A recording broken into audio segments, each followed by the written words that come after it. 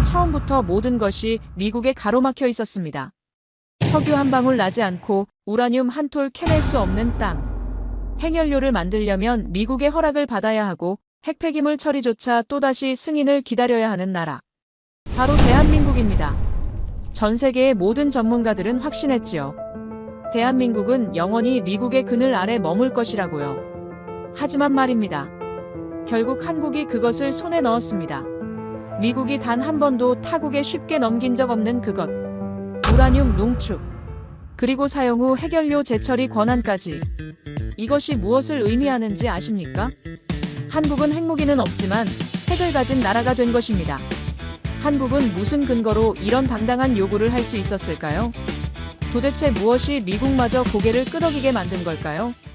딱 1초만요. 좋아요와 구독 꾹 부탁드립니다. 결국 한국이 핵을 품었습니다. 미국이 제일 아껴둔 그 카드 말입니다. 미국이 수십 년 동안 철저히 막아온 우라늄 농축과 사용 후 핵연료 재처리 권한, 전 세계에서 일본조차 제한된 범위 안에서만 허용받았던 민감 기술을 한국이 미국과의 협상에서 사실상 합의해낸 것입니다. 이는 단순한 기술 문제가 아닙니다. 핵 없는 핵 보유국이라는 새로운 지위를 열어젖힌 역사적 전환점이자 국가적 위상의 도약입니다. 이제 세계는 묻습니다. 왜 미국은 이번엔 한국에게 이 권한을 넘겼는가? 저는 사이먼 슈미트입니다. 주한미군에서 5년간 근무했고 걸프전과 아프가니스탄에서 실전을 지휘했습니다. 은퇴 후에는 미국 전략국제문제연구소에서 한미동맹과 핵억제력, 동아시아 안보를 연구하고 있습니다. 그날 아침은 평범했습니다. 워싱턴 DC 제 사무실에서 한반도 정세 보고서를 검토하고 있었지요. 커피 한 잔과 함께 뉴스를 켜놓았는데 갑자기 화면에 한국의 외교부 장관이 나타났습니다. 처음엔 별다른 관심이 없었습니다. 또 다른 외교 발언이겠거니 했지요. 하지만 그 다음 순간 제 귀를 의심했습니다. 한국도 농축과 재처리를 할 수 있게 합의했다. 커피컵이 손에서 미끄러져 책상에 쏟아졌습니다. 20년 넘게 핵피 확산을 연구해온 저에게 이 말은 그냥 뉴스가 아니었습니다. 이건 지각 변동이었습니다. 농축과 재처리라는 기술이 얼마나 민감한지 아십니까? 이건 핵무기와 평화적 원자력 사이의 경계선입니다. 우라늄을 20%까지 농축하면 연구용 원자로에 90% 이상 농축하면 핵무기에 사용할 수 있지요. 그 사이의 기술적 격차는 생각보다 크지 않습니다. 바로 그 때문에 미국은 1970년 핵 확산 금지 조약 이후 50여 년간 이 기술을 철저히 통제해 왔습니다. 동맹국이라도 예외는 없었지요. 독일도 일본도 심지어 캐나다까지도 제약을 받아왔습니다. 즉시 펜타곤의 동료에게 전화를 걸었습니다. 마이크, 지금 뉴스 봤어? 한국이 농축 권한 받는다는 게 사실이야? 슈미트, 우리도 확인 중이야. 하지만 조 장관이 직접 발언한 걸 보면 거의 확실해. 국무부가 난리 났어. 어떤 식으로? 다들 당황하고 있어. 이런 건 사전 조율이 있어야 하는 건데 갑자기 공개적으로 발표가 나온 거잖아. 전화 너머 목소리가 당황스러워했습니다. 그럴만했지요. 미국이 그토록 철저히 관리해온 영역을 한국이 뚫었다는 건 상상도 못한 일이었으니까요. 저는 즉시 관련 자료들을 뒤지기 시작했습니다. 기존 한미 원자력 협정을 다시 펼쳐봤지요. 2015년에 개정된 협정에도 분명히 써 있었습니다. 한국은 20% 미만의 저농축 우라늄조차 미국의 사전 승인 없이는 생산할 수 없다고. 사용 후의 연료 재처리는 더 엄격했습니다. 건식 재처리 공동 연구만 허용될 뿐이었지요. 그런데 이제 그 금고의 열쇠를 한국이 받게 됐다는 겁니까? 문득 주한미군 시절이 떠올랐습니다. 2012년 제가 용산 기지 작전 참모로 근무할 때였지요. 한국 외교부 관계자와 회의를 했는데 그분이 조심스럽게 꺼낸 말이 있었습니다. 장군님, 우리나라 사용 후 핵연료 저장 시설이 곧 한계에 다다를 것 같습니다. 언제쯤 재처리가 가능해질까요? 당시 저는 이렇게 답했습니다. 그건 워싱턴에서 결정할 문제입니다. 시간이 좀 걸리겠지만 절차를 따라야지요. 그때 그분의 표정을 지금도 기억합니다. 실망스러우면서도 뭔가 다른 계획을 세우는 듯한 눈빛이었지요. 지금 생각해보니 그때부터 한국은 이미 준비하고 있었던 게 아닐까요? 조 장관의 발언을 다시 들어봤습니다. 관세 협상이 끝나면 최종 합의문에 반영될 것입니다. 이 말에 진짜 의미가 보였습니다. 이건 요청이 아니라 통보였습니다. 한국이 미국에게 우리는 이미 결정했다. 당신들이 따라오기만 하면 된다고 말하고 있는 거였지요. 한국의 원전 규모가 어느 정도인지 아십니까? 현재 스밉 4기의 원전이 가동 중입니다. 전 세계 6위 규모지요. 이 원전들에서 나오는 전력이 한국 전체 전력의 30%를 담당합니다. 예, 그런데 이 원전들에서 나오는 사용 후 해결료를 어떻게 처리할지에 대한 결정권이 한국에 없었다는 게 말이 됩니까? 더 심각한 건 시간의 문제였습니다. 한국의 사용 후 해결료 저장 시설이 5년 내에 포화 상태가 될 것이라는 전망이 나와 있었거든요. 만약 재처리 문제가 해결되지 않으면 한국은 원전 가동을 멈춰야 할 수도 있었습니다. 30%의 전력을 잃는다는 게 어떤 의미인지 상상해 보세요. 경제가 마비될 수도 있는 상황이었지요. 뉴스는 계속 이어졌습니다. 국제사회의 반응이 쏟아져 나왔지요. 일본 언론들이 발끈했고 중국 외교부는 우려를 표명했습니다.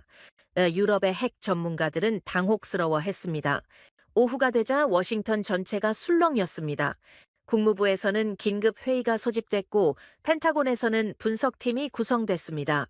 백악관에서도 국가안보 보좌관이 직접 나서서 상황을 점검하기 시작했지요. 제게도 전화가 쏟아졌습니다. 슈미트, 이게 도대체 어떻게 된 일이야? 사전에 아무 조율이 없었다고. 한국이 언제부터 이렇게 공격적으로 나오기 시작했지? 이제 한국을 어떻게 다뤄야 하는 거야? 모두가 같은 당황을 드러내고 있었습니다. 하지만 저는 점점 다른 생각이 들기 시작했습니다. 한국이 아랍에미리트에 원전을 수출했던 걸 떠올려 봤습니다. 2009년 바라카 원전 수주 당시만 해도 한국이 원전을 수출한다고 하며 의아해했던 기억이 납니다. 그런데 지금은 어떻습니까? 바라카 원전이 성공적으로 가동되고 있고 한국형 원전 기술이 세계적으로 인정받고 있습니다. 예, 한국원자력연구원의 파이로 프로세싱 기술도 마찬가지였습니다. 미국과 공동 연구 형태로 시작했지만 어느새 한국이 독자적인 기술 역량을 갖추게 됐지요. 어쩌면 이건 당연한 수순이었을지도 모릅니다. 한국은 이미 기술적으로 준비가 된 상태였던 거지요. 에서 저녁 무렵 한국 전문가들과 긴급 화상회의를 했습니다. 참석자는 국무부 동아시아 태평양 담당관, CIA 분석관, 그리고 몇몇 연구소 전문가들이었습니다. 이제 한국을 어떻게 봐야 할까요? 국무부 담당관이 던진 질문에 회의실이 조용해졌습니다. CIA 분석관이 먼저 입을 열었습니다. 기술적으로는 이미 준비가 돼 있었습니다. 문제는 정치적 결단이었는데 이번에 그걸 해낸 거지요. 그럼 이제 한국을 핵보유 가능국으로 봐야 하는 건가요? 아닙니다. 한국은 핵무기를 만들 의도가 없어 보입니다. 하지만 그때 제가 말했습니다. 핵 없는 핵보유국이 탄생한 거지요. 모든 시선이 저에게 집중됐습니다. 무슨 뜻이지요, 장군님? 한국은 핵무기는 만들지 않지만 핵무기를 만들 수 있는 모든 기술과 재료를 합법적으로 확보하게 됩니다. 이건 새로운 형태의 억제력이에요.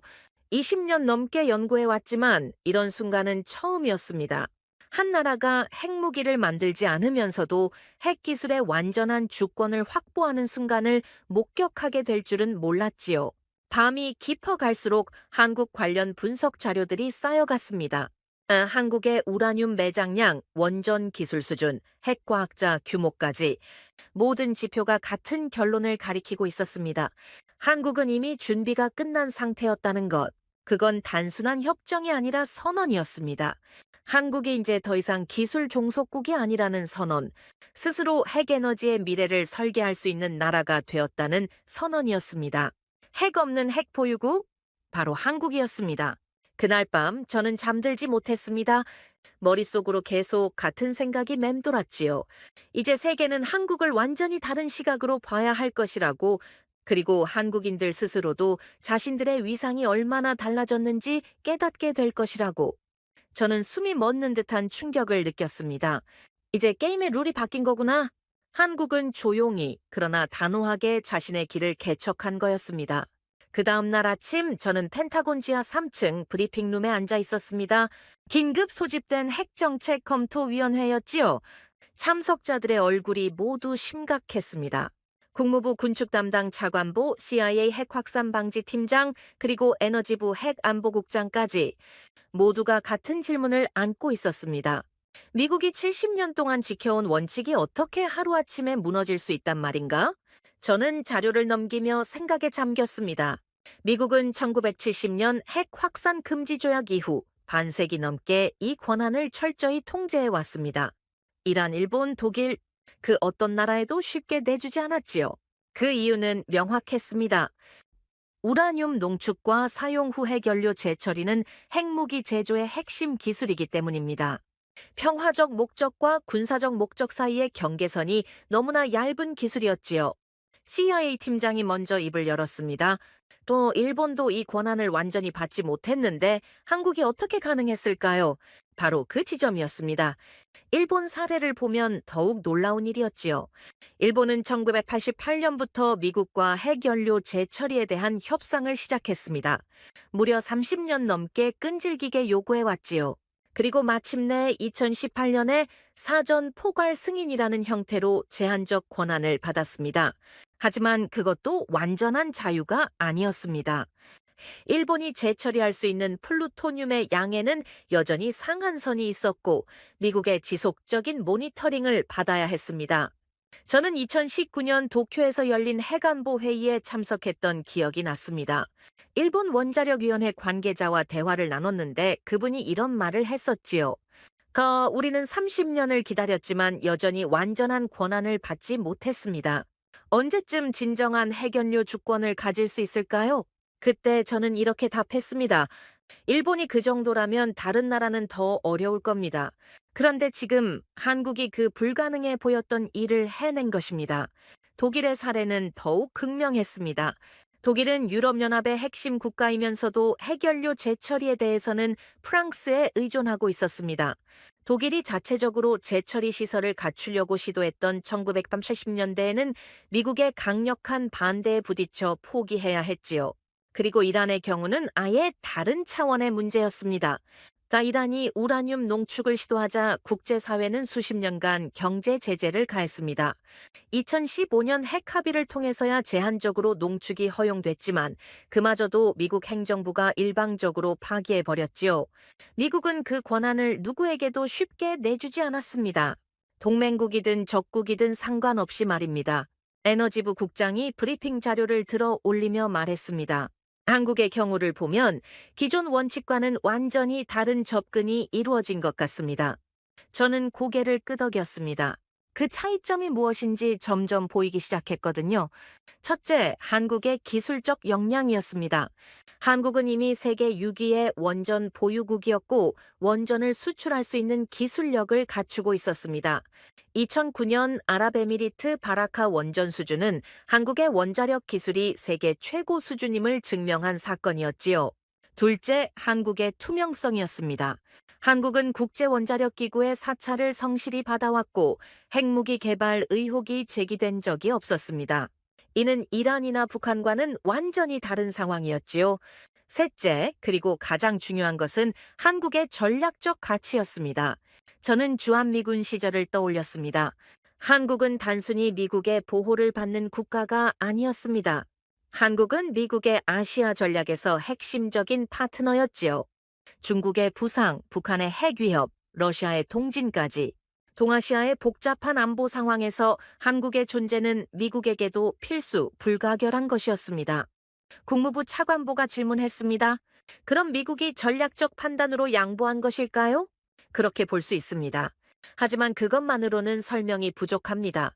저는 잠시 말을 멈추고 생각을 정리했습니다. 한국이 다른 나라들과 근본적으로 달랐던 점이 있습니다.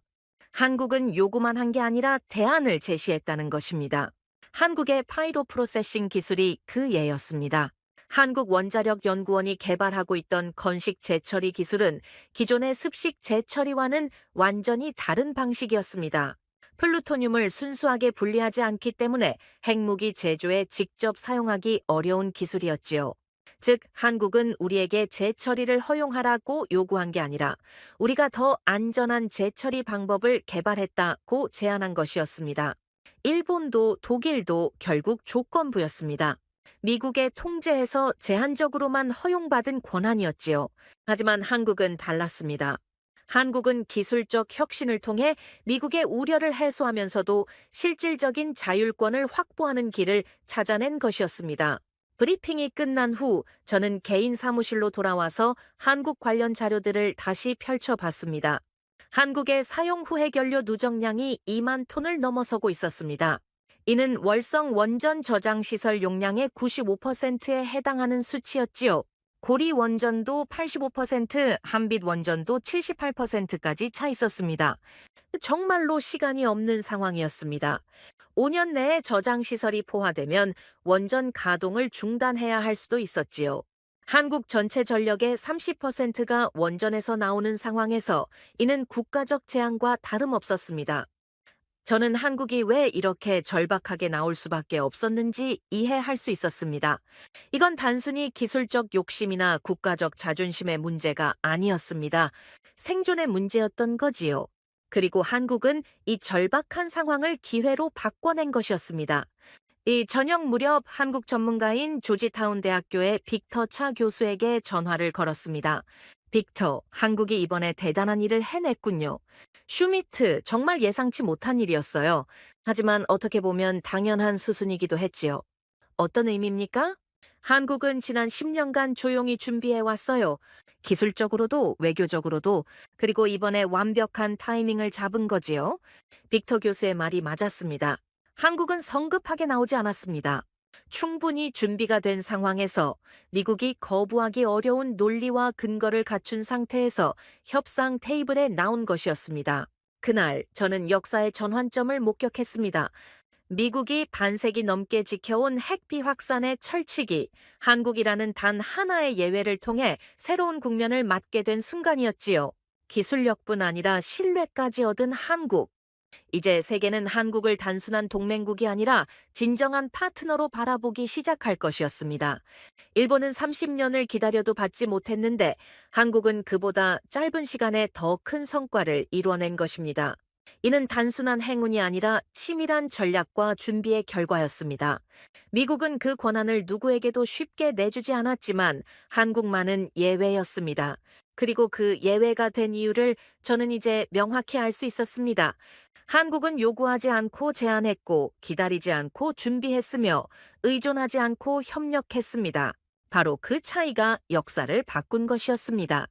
사실 이번 협상에 전조는 있었습니다. 한미 협상 전 긴급 소집된 사전협의, 동아시아 담당 차관보가 직접 요청한 회의였지요. 회의실에 들어서는 순간 분위기가 심상치 않다는 걸 느꼈습니다. 슈미트, 한국 측에서 뭔가 새로운 의제를 들고 나올 것 같다는 정보가 있어 차관보의 말에 저는 고개를 갸우뚱했습니다. 어떤 의제 말입니까?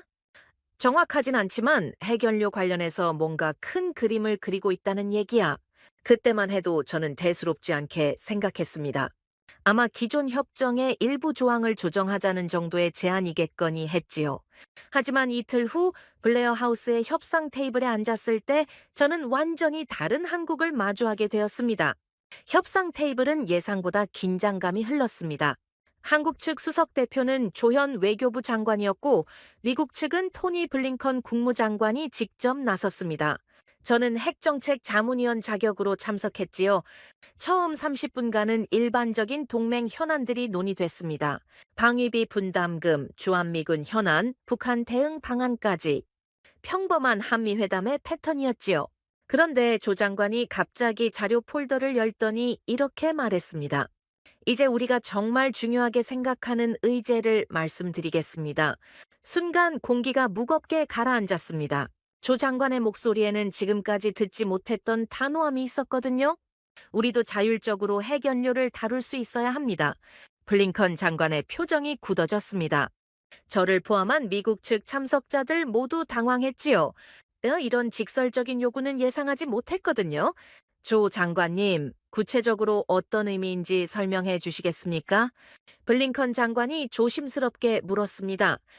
우라늄 농축과 사용 후 해결료 재처리에 대한 자율권을 말씀드리는 것입니다. 더 이상 미국의 사전 승인을 기다릴 수 없는 상황입니다. 미국이 당황하는 모습은 처음 봤습니다. 블링컨 장관이 잠시 말을 멈추고 측근과 눈빛을 주고받는 것이 보였지요. 그동안 한국은 이런 요구를 공식적으로 제기한 적이 거의 없었습니다. 조심스럽게 문제를 제기하거나 미국의 양해를 구하는 수준이었지요. 하지만 이번에는 달랐습니다. 조 장관이 준비해 온 자료를 펼쳐 보였습니다. 한국의 사용 후해 결료 저장 현황, 향후 5년간의 전망, 그리고 기존 저장 방식의 한계까지 모든 것이 체계적으로 정리되어 있었습니다. 네, 월성 원전 저장 시설 가동률이 95%입니다. 고리 원전은 85%, 한빛 원전은 78%입니다. 이 추세라면 2028년에는 모든 저장 시설이 포화 상태가 됩니다. 숫자로 제시되니 더욱 설득력이 있었습니다. 이건 추상적인 요구가 아니라 구체적인 위기 상황이었거든요. 네, 그렇다면 임시 저장 시설을 확장하는 방안은 어떻습니까? 미국 측 에너지 담당관이 대안을 제시했습니다. 임시 방편으로는 한계가 있습니다. 근본적인 해결책이 필요한 상황입니다. 조 장관의 답변은 단호했습니다. 그리고 이어진 말이 더욱 충격적이었지요. 우리는 이미 파이로 프로세싱 기술을 상당 수준까지 개발했습니다. 안전성과 투명성도 국제원자력 기구로부터 인정받고 있습니다. 이제 이 기술을 실용화할 시점입니다. 이젠 우리가 요구하는 쪽이었습니다. 한국이 미국에게 이렇게 해달라고 말하는 상황이 온 것이었지요. 저는 주한미군 시절을 떠올렸습니다. 2010년대 초반 한국 정부 관계자들과 회의할 때면 그들은 항상 조심스러워 했습니다. 자, 이런 요청을 드려도 될까요? 미국 측 입장에 무리가 되지 않을까요? 그런 한국이 지금은 완전히 달라져 있었습니다. 블링컨 장관이 잠깐 휴식을 제안했습니다. 미국 측 내부 협의가 필요하다는 이유였지요. 별도 회의실에서 긴급 논의가 시작됐습니다. 참석자들의 표정이 모두 심각했습니다. 이건 예상치 못한 상황이야. 한국이 언제부터 이렇게 공격적으로 나오기 시작했지? 아무래도 사전 조율이 부족했던 것 같습니다. 한국 측의 진짜 의도를 파악하지 못했어요. 그렇다면 이 요구를 어떻게 처리해야 할까? 모두가 답을 찾지 못하고 있었습니다. 기존의 매뉴얼로는 해결할 수 없는 상황이었거든요. 저는 이때 깨달았습니다. 이 협상은 그냥 경제 문제가 아니라는 것을, 한국이 주권을 요구하고 있다는 것을 말입니다. 30분 후 협상이 재개됐습니다. 블링컨 장관이 신중하게 입을 열었습니다. 한국 측의 요구를 충분히 이해합니다. 하지만 이는 매우 민감한 사안이라 신중한 검토가 필요합니다. 물론입니다. 하지만 시간적 여유가 많지 않다는 점도 고려해 주시기 바랍니다. 조 장관의 답변에는 여전히 단호함이 있었습니다. 그때 한국 측에서 예상치 못한 카드가 나왔습니다. 이번 관세 협상에서 우리가 상당한 양보를 할 예정입니다. 하지만 그에 상응하는 협력도 필요하다고 봅니다. 관세 협상과 해결료 문제를 연결시킨 것이었습니다. 저로서는 고도의 협상 전략이었지요. 미국 측이 다시 한번 당황했습니다. 경제 협상과 안보 협상을 연계시키는 것은 일반적이지 않은 접근이었거든요. 서로 다른 성격의 협상을 연결시키는 것은 모든 협력은 연결되어 있습니다. 경제적 협력과 기술적 협력도 마찬가지지요. 조 장관의 논리가 명확했습니다. 그리고 이 논리에 반박하기가 쉽지 않았지요. 협상은 예정 시간을 넘겨 계속됐습니다. 양측 모두 한치의 양보도 없이 팽팽하게 맞서고 있었습니다. 그런데 오후 늦게 상황이 급반전됐습니다. 워싱턴에서 긴급 지시가 내려온 것이었지요. 블링컨 장관이 잠시 전화 통화를 마치고 돌아왔을 때 표정이 달라져 있었습니다. 한국 측의 제안에 대해 긍정적으로 검토해 보겠습니다. 역전의 순간이 찾아왔습니다. 미국이 한국의 요구를 사실상 수용한 것이었지요.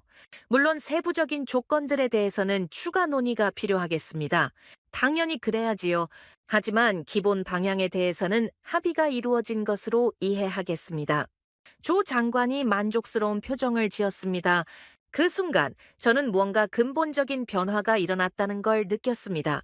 한미 관계의 역학이 바뀌고 있다는 것을 말이지요. 협상이 끝나고 나서 미국 측 내부 검토 회의가 다시 열렸습니다. 도대체 무슨 일이 벌어진 거야? 왜 갑자기 방향이 바뀐 거지? 위에서 지시가 내려왔어. 한국의 요구를 수용하는 쪽으로 가라고. 이유는 뭔데? 전략적 판단인 것 같아. 한국을 잃는 것보다는 양보하는 게 낫다는 계산이겠지. 모두가 어리둥절해했습니다. 하지만 결과는 명확했지요. 미국이 한국에게 전례 없는 양보를 한 것이었습니다. 그날 밤 저는 호텔에서 하루 종일의 일들을 정리해 보았습니다. 한국이 협상 테이블에서 보여준 모습은 과거와 완전히 달랐습니다. 조심스럽게 요청하는 대신 당당하게 요구했고, 기다리는 대신 주도했으며, 양해를 구하는 대신 조건을 제시했습니다. 더욱 놀라운 것은 미국이 그 요구를 받아들였다는 사실이었습니다. 이는 한국의 전략적 가치를 미국이 얼마나 높게 평가하고 있는지를 보여주는 증거였지요. 그리고 저는 깨달았습니다. 이제 더 이상 약자의 협상이 아니라는 것을, 한국이 미국과 대등한 위치에서 협상할 수 있는 나라가 되었다는 것을 말이지요. 협상 테이블을 뒤집지도 않고 승리할 수 있다는 것.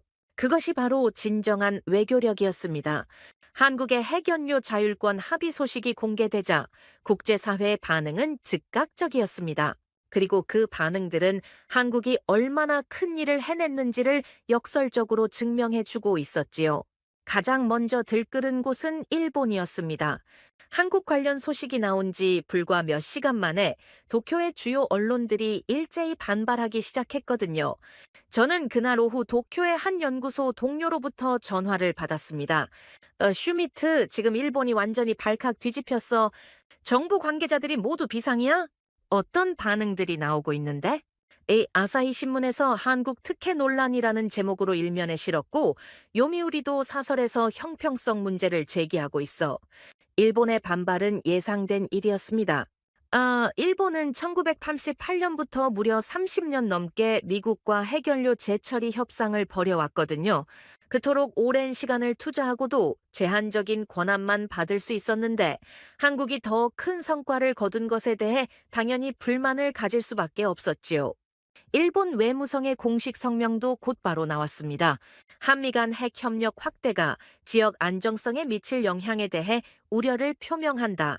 표면적으로는 안보 우려를 내세웠지만 실제로는 질투와 좌절감이 섞인 반응이었습니다. 저는 2019년 도쿄에서 만난 일본 원자력위원회 관계자의 말이 떠올랐습니다.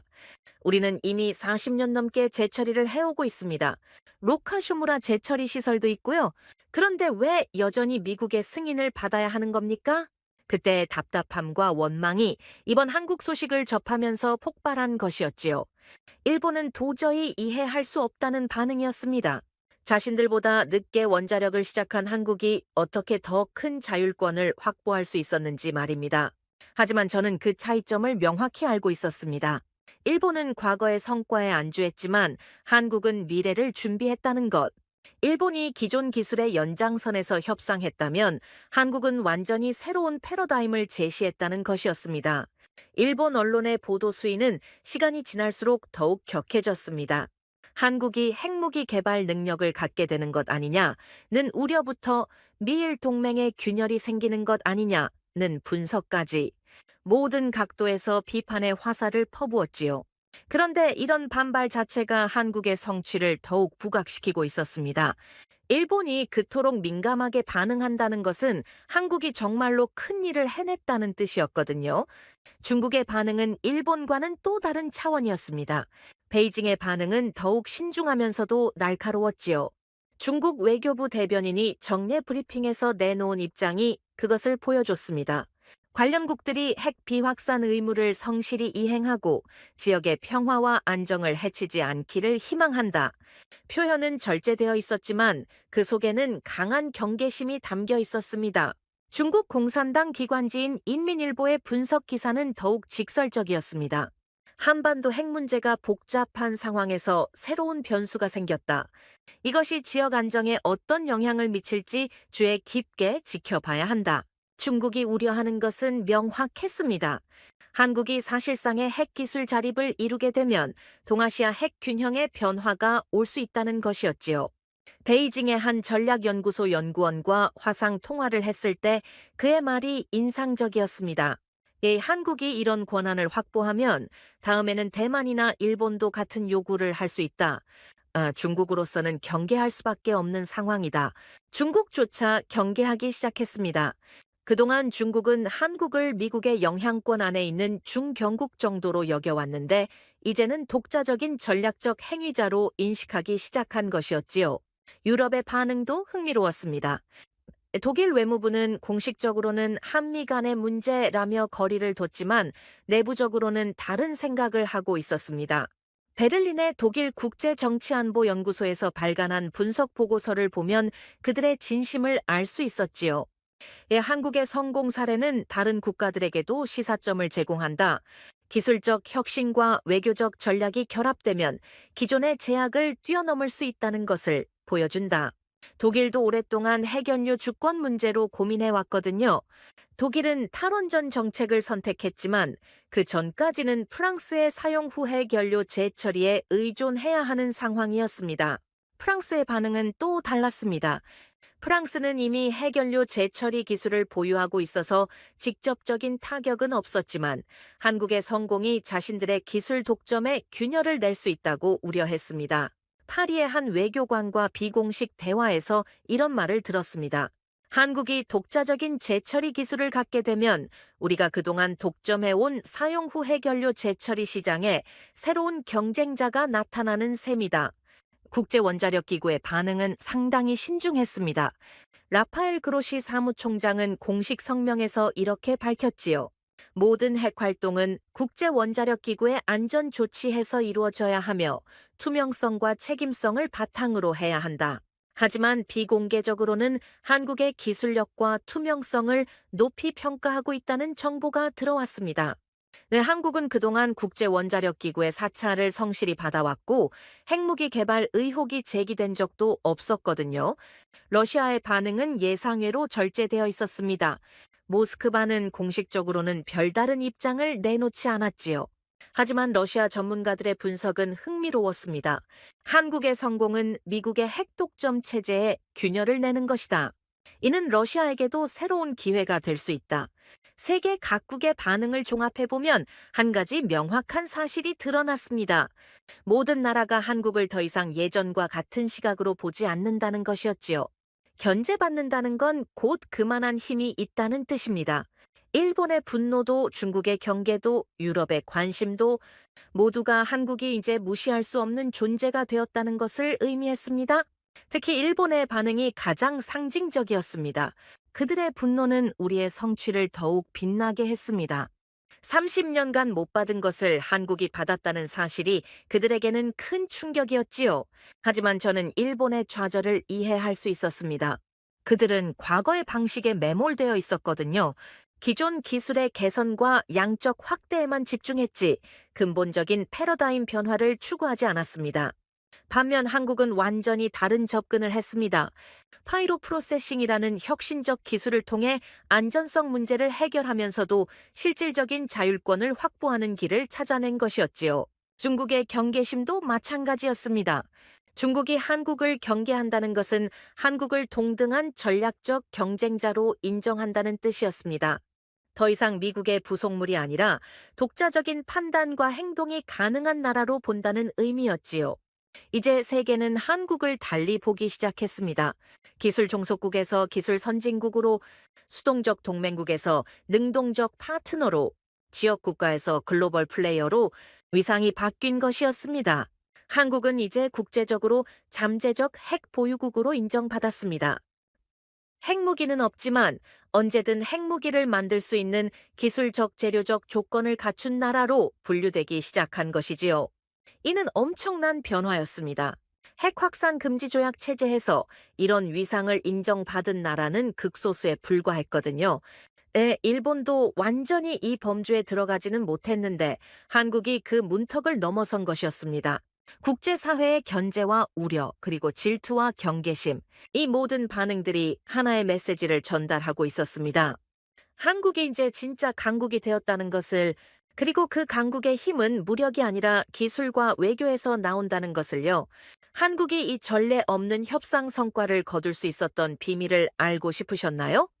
저는 협상이 끝난 후 몇 주 동안 그 답을 찾기 위해 깊이 파고들었습니다. 그리고 마침내 깨달았지요. 한국의 진짜 무기는 외교력이나 경제력이 아니었습니다. 바로 과학기술력이었습니다.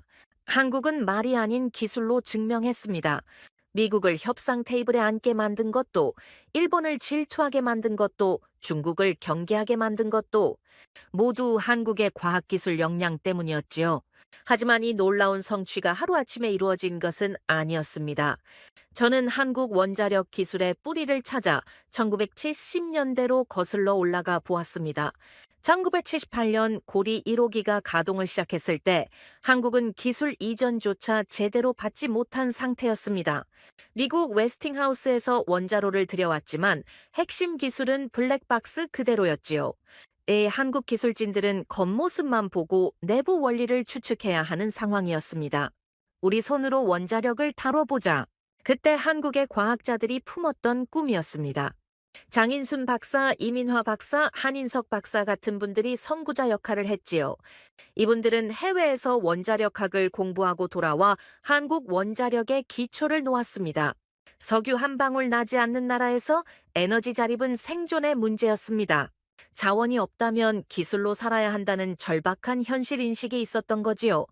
저는 주한미군 시절인 2013년 한국원자력연구원을 방문했던 기억이 납니다. 당시 카이스트 연구진과 만났을 때 받은 인상이 지금도 생생합니다. 장군님, 우리는 원자력 후진국에서 시작했지만 이제는 원전을 수출하는 나라가 됐습니다. 한 연구원이 자랑스럽게 말했을 때 저는 단순한 허세가 아니라는 걸 느꼈습니다. 그들의 눈에는 진짜 자신감이 있었거든요. 그리고 실제로 그 자신감에는 근거가 있었습니다. 2009년 아랍에미리트 바라카 원전 수주는 그 모든 것의 결정판이었습니다. 저는 당시 상황을 자세히 들여다봤는데 정말 드라마틱한 스토리였습니다. 프랑스 아레바, 미국 웨스팅하우스, 일본 미쓰비시 중공업까지 세계 원전업계의 거물들이 모두 바라카 프로젝트에 뛰어들었습니다. 처음 한국이 입찰에 참여한다고 했을 때 경쟁사들의 반응은 대수롭지 않게 여기는 수준이었습니다. 한국이 원전을 수출한다고? 아직 이르지 않나? 프랑스 아레바의 한 임원이 했다는 말입니다. 일본 미쓰비시 관계자도 비슷했지요. 한국은 우리 기술을 바탕으로 원전을 운영하고 있는 나라 아닌가? 수출은 시기상조다. 하지만 UAE 바라카 프로젝트 심사위원들 앞에서 한국 기술진이 프레젠테이션을 시작하자 분위기가 달라졌습니다. APR-챔 400의 설계 도면이 스크린에 나타나자 외국 전문가들의 표정이 바뀌기 시작했습니다. 안전 시스템 설명에서는 감탄사가 터져 나왔고 경제성 분석 자료를 보고는 놀라움을 감추지 못했습니다. 이 기술이 정말 한국이 독자 개발한 것입니까? 심사위원 중 한 명이 질문했습니다. 네. 한국 표준형 원전 APR-1400은 순수 한국 기술로 설계된 원자로입니다. 한국 기술진의 당당한 답변이었지요. 그 순간을 목격한 사람들의 증언에 따르면 회의실 분위기가 완전히 뒤바뀌었다고 합니다. 더 이상 한국을 기술 후진국으로 보는 시선은 사라졌고 진지한 경쟁 상대로 인식하기 시작했다는 거지요. 결과는 모두가 아는 대로였습니다. 이 한국전력공사 컨소시엄이 200억 달러 규모의 바라카 원전 프로젝트를 따냈습니다. 세계가 수입하는 원전을 만든 나라, 바로 한국이 된 순간이었지요. 하지만 저를 더욱 감동시킨 것은 그 뒤의 이야기였습니다. 바라카 원전 건설 과정에서 한국 기술진들이 보여준 모습이 정말 대단했습니다. 사막이라는 극한의 환경에서도 예정된 공기를 단축해 원전을 완공했습니다. 2020년 바라카 1호기가 첫 전력을 생산했을 때 중동 지역 최초의 상업 원전이라는 역사적 의미와 함께 한국 기술의 우수성이 전 세계에 알려졌습니다. 그리고 지금 한국원자력연구원의 파이로 프로세싱 기술을 살펴보니 또 다른 감동이 밀려왔습니다. 카이스트의 실험실에서 답은 이미 준비되어 있었습니다. 한국은 미국의 우려를 정면으로 해결할 수 있는 기술적 대안을 갖고 있었던 것이지요.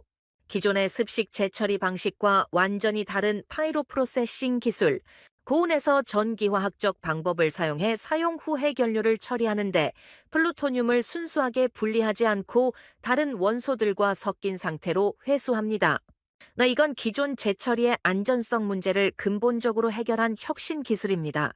카이스트 관계자의 설명이었습니다.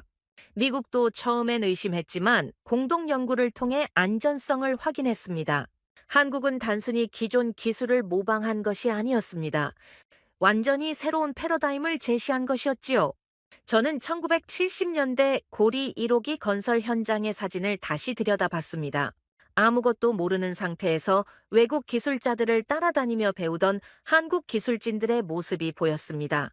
그리고 2020년 바라카 원전에서 당당하게 기술 지도를 하고 있는 한국 기술진들의 모습과 비교해 봤습니다. 50년 만에 일어난 기적이었습니다. 기술 종속국에서 기술 수출국으로, 배우는 나라에서 가르치는 나라로, 모방하는 나라에서 창조하는 나라로 변신한 것이었지요. 우리는 조용히 착실히 준비해 온 나라였습니다. 한국 과학자들의 말이 가슴에 와닿았습니다. 정말로 한국은 조용히 준비해 왔습니다. 자원이 부족하다는 절박함을 원동력으로, 기술만이 살 길이라는 신념으로 50년간 축적해 온 역량이었습니다. APR 1400 원전의 기술적 세부 사항을 살펴보니 더욱 놀라웠습니다. 능동형 안전 시스템과 피동형 안전 시스템을 모두 갖춘 이중 안전 설계. 후쿠시마 사고 이후 전 세계가 주목하는 안전 기술을 한국이 먼저 완성한 것이었습니다. 심지어 미국 원전보다도 더 안전하고 효율적이라는 평가를 받습니다. 미국 원자력 규제위원회조차 APR 1400의 안전성을 공식 인정했습니다. 미국의 최신 원전 설계 기준을 모두 충족할 뿐만 아니라 일부 분야에서는 기준을 초과하는 성능을 보인다. 그렇게 평가했지요. 건설 비용과 운영 비용에서도 경쟁력을 보였습니다. 미국의 AP1000과 비교해도 건설 기간은 더 짧고 건설 비용은 더 저렴하며 발전 효율성은 더 높았습니다. 석유 한 방울 나지 않는 나라가 어떻게 살아남을 것인가? 그 답을 한국은 기술로 제시한 것이었습니다. 핵무기는 없지만 그보다 위대한 기술을 가진 나라. 한국에 대한 이런 표현이 나오는 이유를 이제 알 수 있었습니다. 한국은 파괴의 기술이 아니라 창조의 기술로 무장한 나라였습니다. 우라늄 농축 기술, 재처리 기술, 원전 설계 기술, 핵연료 제조 기술. 한국은 핵무기 제조에 필요한 모든 기술적 요소를 평화적 목적으로 보유하게 되었습니다.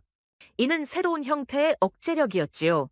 실제 무기는 없지만 언제든 무기를 만들 수 있다는 잠재력 자체가 강력한 전략적 자산이 되는 것이었습니다.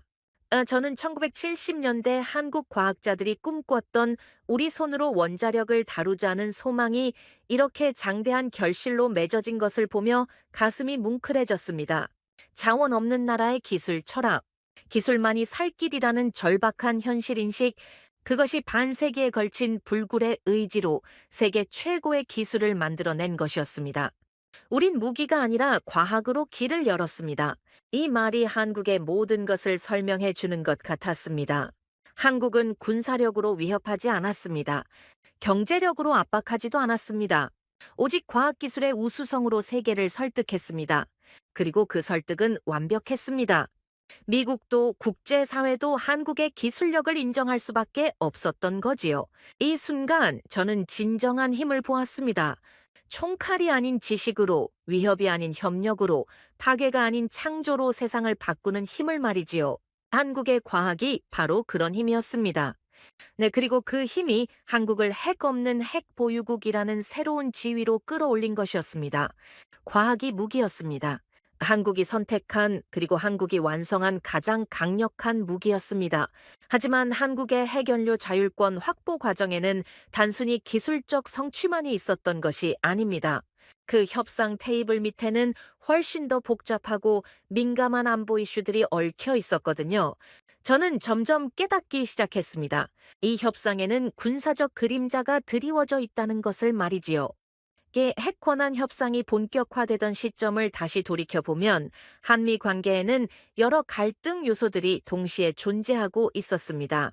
트럼프 대통령의 끊임없는 방위비 분담금 인상 요구, 전략적 유연성을 둘러싼 이견, 그리고 주한미군의 역할 재정의 문제까지. 저는 문득 이런 생각이 들었습니다. 어쩌면 이 모든 군사적 압박들이 한국의 핵연료 자율권을 막기 위한 일종의 방패막이었을 수도 있다는 생각 말이지요. 2018년부터 시작된 트럼프 행정부의 방위비 협상을 되돌아보면 그 강도가 전례 없이 강했습니다. 기존 협정보다 5배나 많은 방위비를 요구하면서 이런 말까지 나왔지요. 한국이 충분한 방위비를 지불하지 않으면 주한미군 철수도 고려하겠다. 이 발언이 나왔을 때 저는 워싱턴에 있었습니다. 펜타곤 내부의 반응을 직접 목격할 수 있었지요.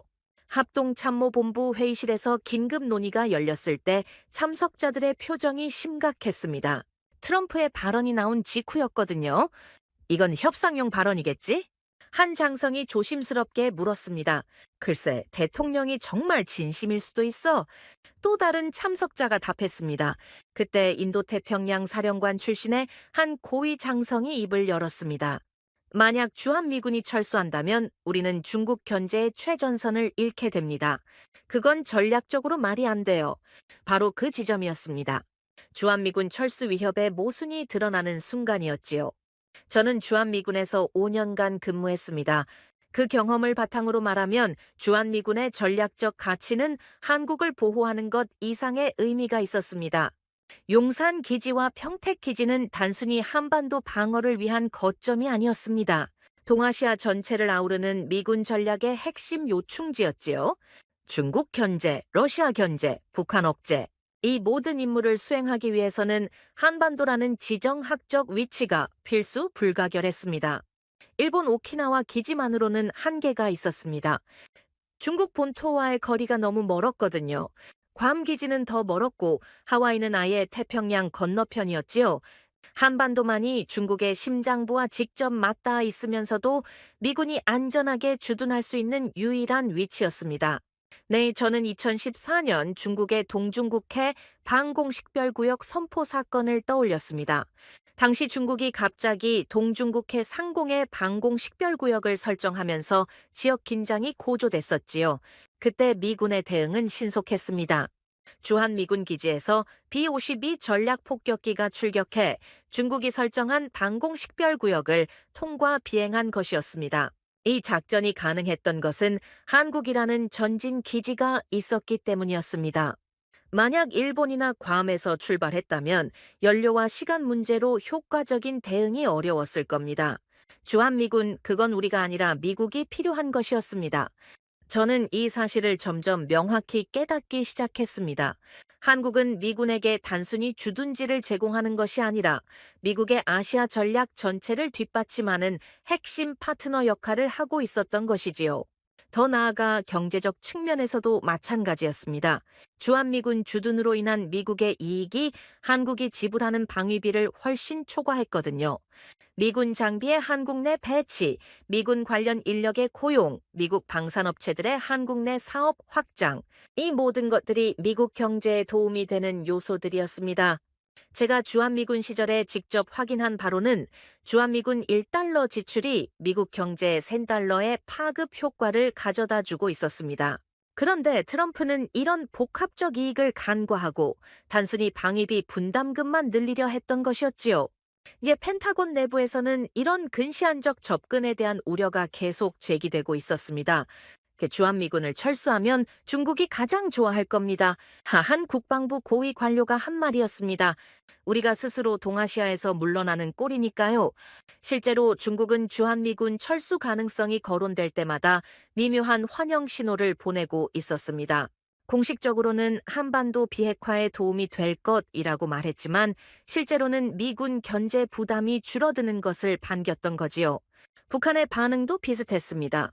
김정은은 주한미군 철수 가능성이 나올 때마다 조선반도 평화에 도움이 될 것이라며 은근히 지지하는 입장을 보였습니다. 미국의 적국들이 환영하는 정책을 미국이 추진한다는 것 자체가 전략적 모순이었습니다. 저는 이 시점에서 중요한 깨달음을 얻었습니다. 트럼프의 방위비 협박과 한국의 해결료 자율권 요구 사이에는 묘한 연관성이 있었다는 것을 말이지요. 미국이 방위비를 빌미로 한국을 압박하는 동안 한국은 점점 자립적 방위 능력에 대해 진지하게 고민하기 시작했습니다. 그중 하나가 바로 해결료 주권이었던 것이지요. 미국의 압박이 강해질수록 한국의 자주적 대응 의지도 강해졌습니다. 방위비 인상 압박을 받으면서도 굴복하지 않고 오히려 더 근본적인 자립 방안을 모색하기 시작한 것이었습니다. 어쩌면 트럼프의 방위비 협박이 역설적으로 한국의 해결료 자율권 획득을 가속화시켰을 수도 있다는 생각이 들었습니다. 우리가 계속 미국에만 의존할 수는 없다. 한국 정부 내부에서 이런 인식이 확산되기 시작했고, 그것이 더욱 적극적인 기술 자립 추진으로 이어졌던 것이지요. 2019년 방위비 협상이 최고조에 달했을 때 저는 국무부에서 열린 한 비공개 회의에 참석했습니다. 그 자리에서 나온 이야기가 인상적이었습니다. 우리가 너무 강하게 밀어붙이면 한국이 진짜로 독립적인 길을 모색할 수도 있어. 동아시아 담당 차관보가 우려를 표명했습니다. 그럼 그냥 두라는 얘기야? 다른 참석자가 반문했습니다. 아니, 균형을 찾아야 한다는 뜻이야. 우리가 원하는 건 한국의 협력이지 한국의 반발이 아니잖아. 바로 그 지점에서 미국의 정책적 딜레마가 드러났습니다. 한국을 너무 압박하면 한국이 미국을 벗어나려 할 수 있고, 너무 관대하면 다른 동맹국들도 비슷한 요구를 할 수 있다는 우려였지요. 하지만 현실은 이미 기울어진 운동장이었습니다. 그렇게 한국의 전략적 가치가 너무 커서 미국이 한국을 포기할 수는 없는 상황이었거든요.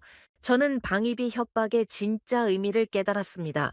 그것은 진정한 협박이 아니라 미국 내부의 정치적 쇼였다는 것을 말이지요. 트럼프는 미국 유권자들에게 동맹국들로부터 더 많은 기여를 받아내고 있다는 성과를 보여주고 싶어 했습니다. 하지만 실제로 주한미군을 철수시킬 의도는 없었던 것이지요.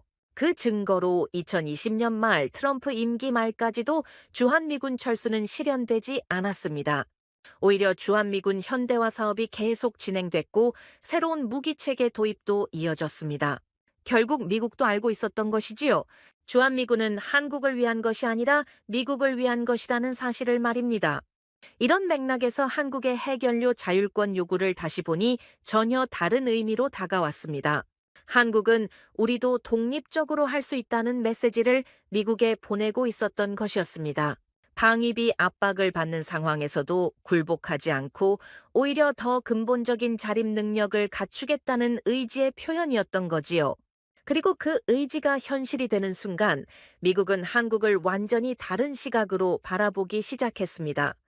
더 이상 일방적으로 보호해주는 후견인과 보호받는 피보호자의 관계가 아니라 상호 의존적인 전략적 파트너의 관계로 발전하기 시작한 것이었지요. 저는 이 모든 과정을 지켜보면서 깊은 감명을 받았습니다. 한국이 압박을 받을수록 더 강해지는 모습을 보면서 말이지요. 이제 더 이상 약자의 협상이 아니었습니다. 한국은 미국의 협박에 굴복하는 대신 자신만의 길을 개척해냈습니다. 그리고 그 길이 결국 미국도 인정할 수밖에 없는 성과로 이어진 것이었습니다.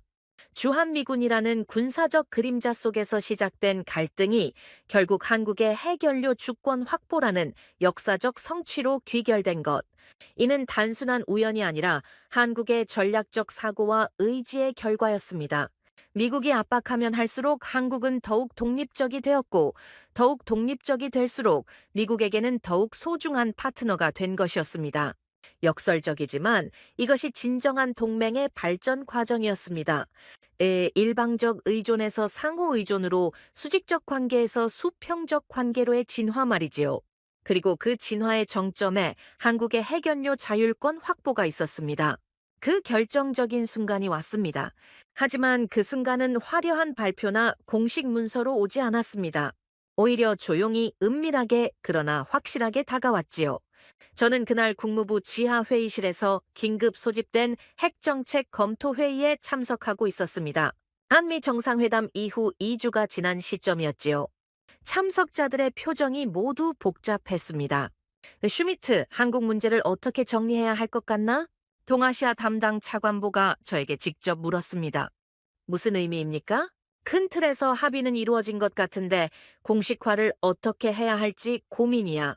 그 말을 듣는 순간 저는 무슨 일이 벌어졌는지 깨달았습니다. 합의는 이루어졌습니다. 하지만 아직 공식적인 문서는 없었습니다. 미국 정부 내부에서 마지막 조율이 진행되고 있었던 것이지요. 비확산 정책팀에서 여전히 반대하고 있어 한 관료가 조심스럽게 말했습니다. 그들은 이번 결정이 핵 확산 금지 조약 체제에 균열을 낼 수 있다고 우려하고 있어. 하지만 이미 정상 간의 기본 합의가 이루어진 상황 아닌가? 다른 참석자가 반박했습니다. 바로 그 지점이었습니다. 미국 내부의 마지막 갈등이 벌어지고 있는 순간이었지요. 한편에서는 한국과의 관계를 중시하는 쪽이 있었고, 다른 한편에서는 기존 원칙을 고수하려는 쪽이 있었습니다. 저는 그 2주간 워싱턴 내부에서 벌어진 치열한 논쟁들을 모두 지켜봤습니다. 그 과정에서 미국의 진짜 속마음을 엿볼 수 있었지요.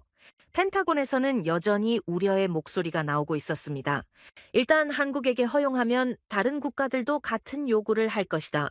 하지만 국무부의 입장은 달랐습니다. 한국을 잃는 것과 원칙을 지키는 것 중 어느 것이 더 중요한가? 이 질문에 대한 답은 이미 나와 있었습니다. 백악관에서 내려온 최종 지침이 그것을 보여줬지요. 한국과의 전략적 파트너십이 우선한다. 사실은 미국이 먼저 제안했습니다. 한국이 강력히 요구했지만 결국 미국이 먼저 손을 내민 것이었지요. 그 증거는 국무부 내부 문건에서 확인할 수 있었습니다. 한국의 요구를 지속적으로 거부할 경우 한미 관계 전반에 미칠 부정적 영향을 우려한다. 또 다른 문서에는 더욱 직설적인 내용이 있었습니다.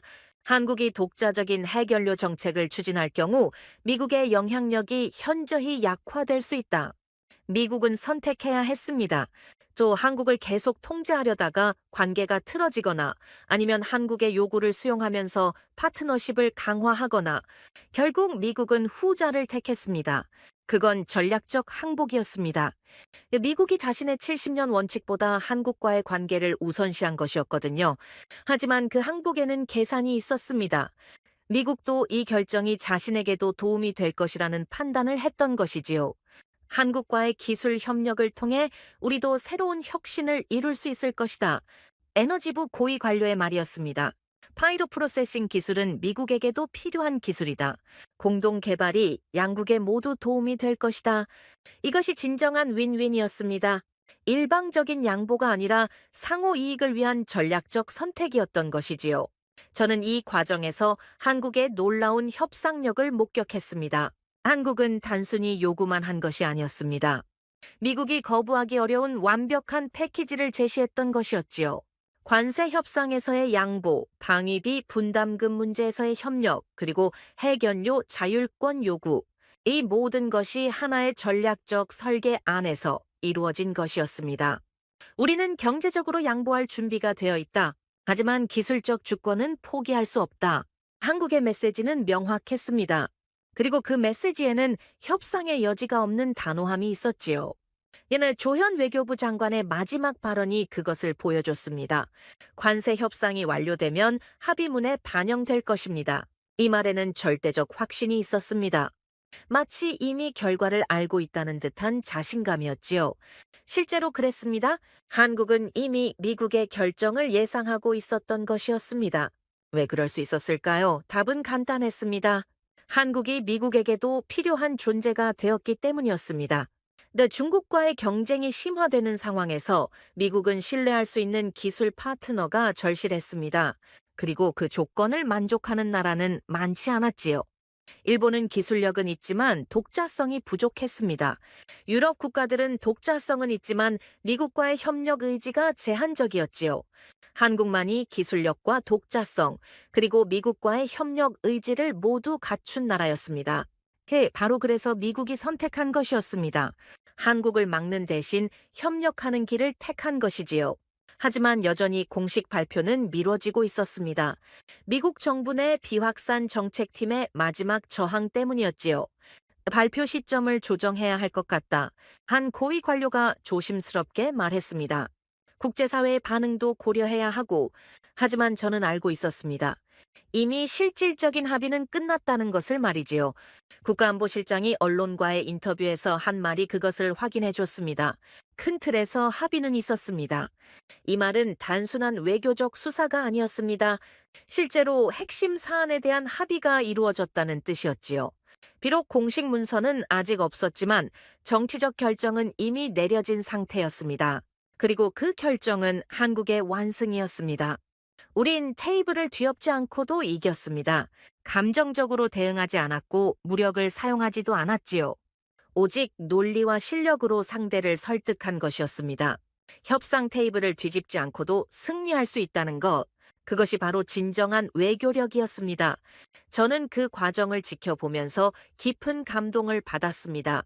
한국이 보여준 성숙한 외교 자세의 말이지요. 한국은 강압적이지 않았습니다.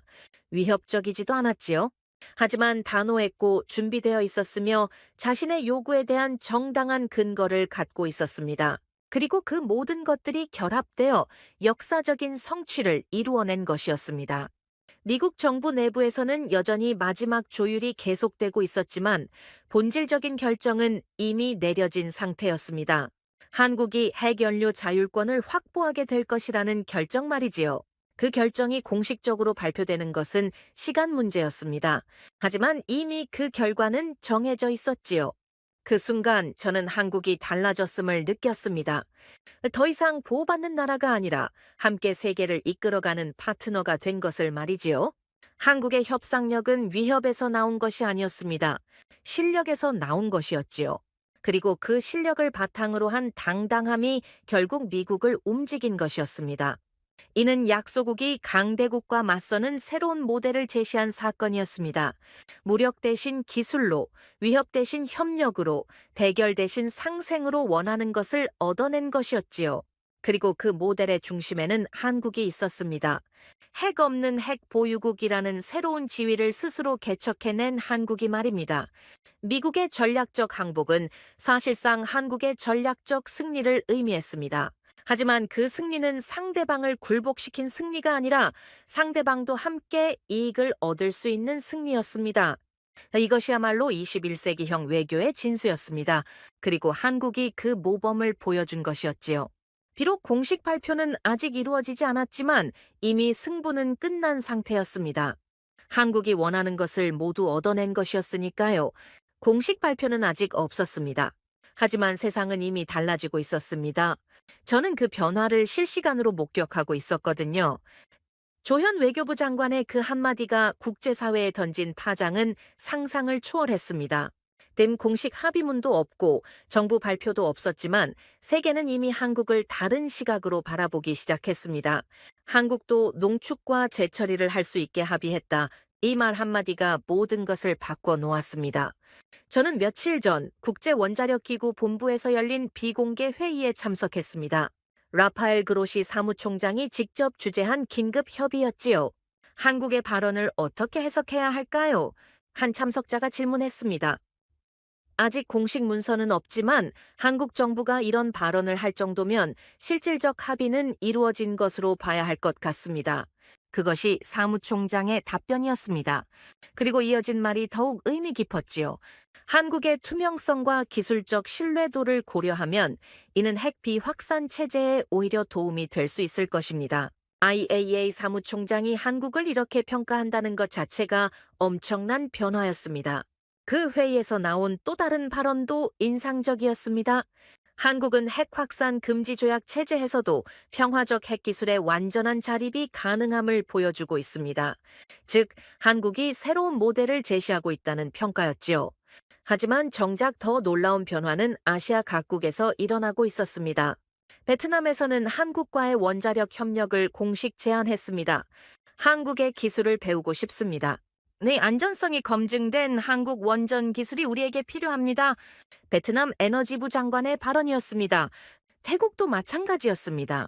한국이 어떻게 기술 자립을 달성했는지 배우고 싶습니다. 인도네시아는 한 발 더 나아갔습니다. 한국과 포괄적 핵에너지 파트너십을 체결하고 싶습니다. 한국은 이제 우리에게 기술을 전수해 줄 수 있는 선진국입니다.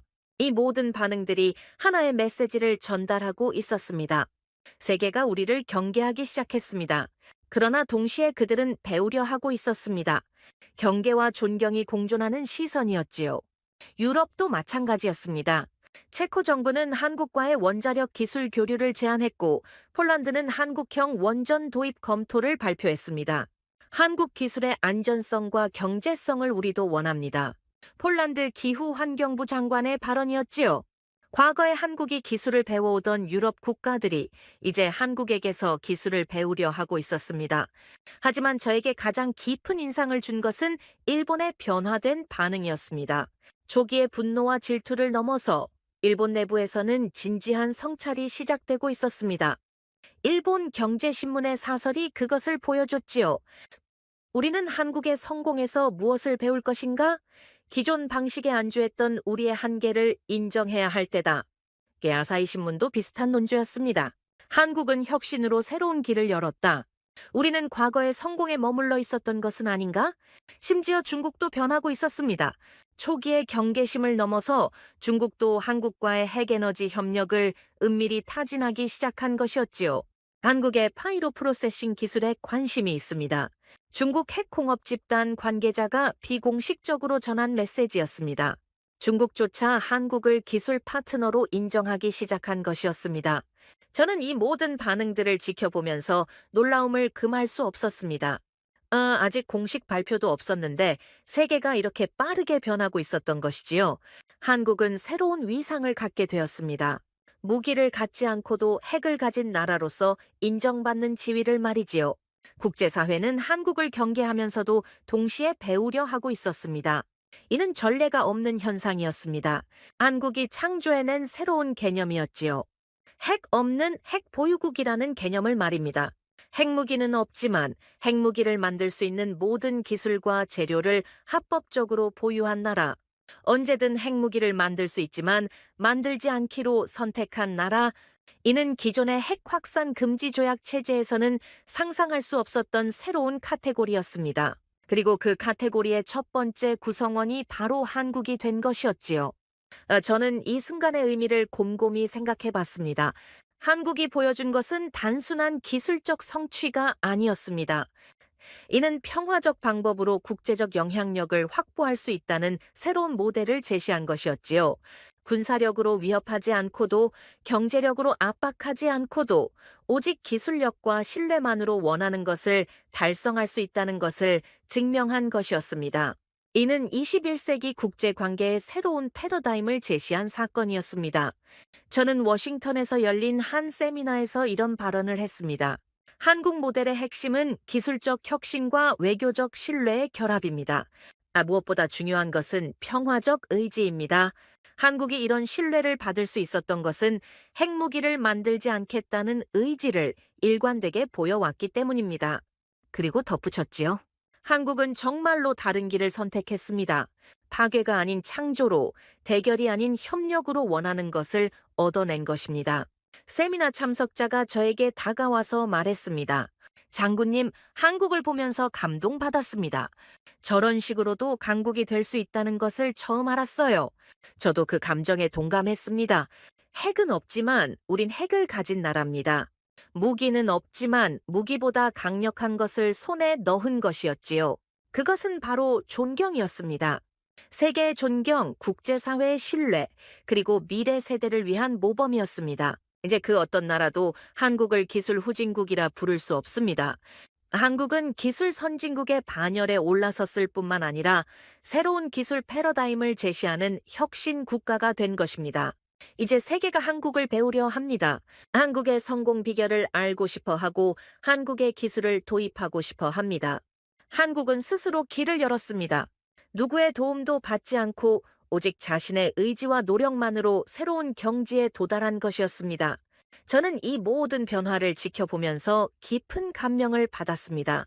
한 나라가 이렇게 아름답게 성장할 수 있다는 것.